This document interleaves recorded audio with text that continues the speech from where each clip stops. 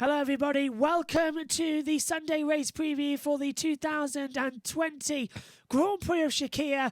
And wearing the Williams shirt, lost the bet, wearing the shirt. It's freezing in the commentary box on a short sleeve shirt, but I do have a coat if it gets just a little bit too cold later on in the Grand Prix as well. Let's get straight into how the Drivers' Championship and the Constructors looks with just 2 races to go. It's all changed as well in terms of driver lineup. It's the 2020 Sakhir Grand Prix. We remain at the Bahrain International Circuit though, on the outer loop. Lewis Hamilton has won 11 times this year, but he will not take part in this weekend's Grand Prix due to the COVID-19 pandemic and him catching the virus, which means we could be looking at a 5th different winner in 2020. In terms of the Drivers' Championship, Hamilton, luckily, is already the champion. 332 points, is that how much it's going to be his total this year? Valtteri Bottas has held off second place away from Max Verstappen. However, that gap could close down in this weekend and next in Abu Dhabi. Daniel Ricciardo is in the fight for 4th place, just 2 points clear of Sergio Perez, who himself is 2 clear of Charles Leclerc after an impressive race last time out. Lando Norris, Carlos Sainz battling for supremacy at McLaren after a double points finish last time, followed by Alexander Albon now in 9th and Pierre Gasly now in 10th. The fight for 4 increasing to 6 drivers. Lance Stroll remains in 11th place on 59 points. Esteban Ocon is on 42. Vettel 13th on 33 points. Dani Kvyat, Nico Hülkenberg, Kimi Räikkönen, Antonio Giovinazzi, Romain Grosjean not racing this weekend for obvious reasons, Kevin Magnussen, Nicholas Latifi, and George Russell, now driving for Mercedes, stands his first ever chance of scoring a World Championship point. In the Constructors' Championship, Mercedes have already wrapped that up. 533 points to Red Bull's 274.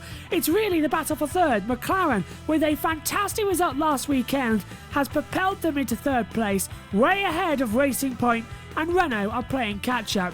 Ferrari now out of the game for 3rd.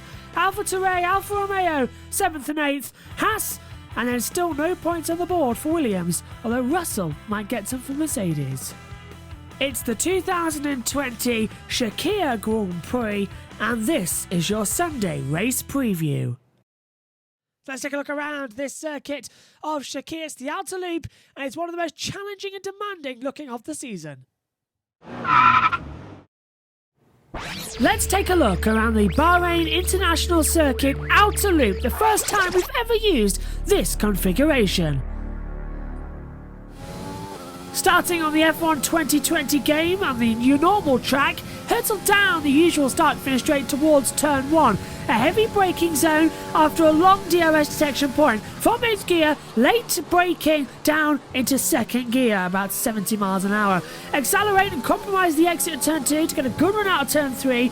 Pay respects to Romain Grosjean and his horrific accident. How he managed to get out of that, we don't know. Now, let's switch back to the 2010 game on the old circuit that we used to use. Uphill, past now the tricky outer loop section into the chicane. It's bumpy, it's been resurfaced in parts, but the braking zone for the chicane is almost invisible. Hurtle out now, full speed.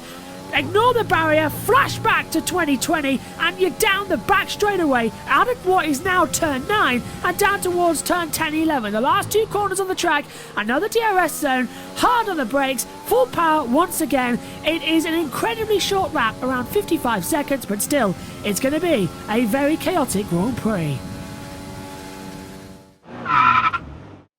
So let's start off with what happened then in the first part of qualifying for the 2020 Sakhir Grand Prix. Bottas went fastest, but Albon just got through in 15th place. He was best of the rest as well.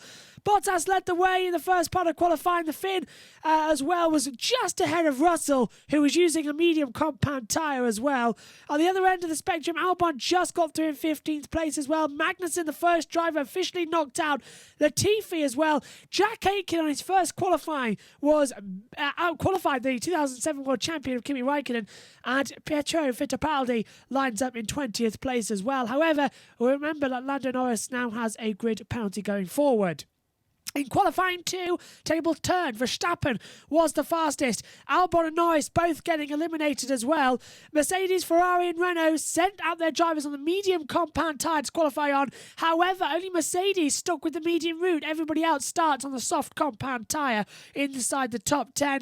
Perez set the pace early on. Sainz was third, Stroll fifth. But we had a better run as well as Verstappen went fast on the second run. Missing out on positions, remember, Ocon, Albon, Vettel, Giovinazzi and Lando Norris as well eliminated. Norris starts 90th on the grid due to the power unit change and gearbox as well. In qualifying 3, Russell was 0.026 off. 26,000 separated him as Valtteri Bottas took pole position. It looks to be an incredibly close race here today.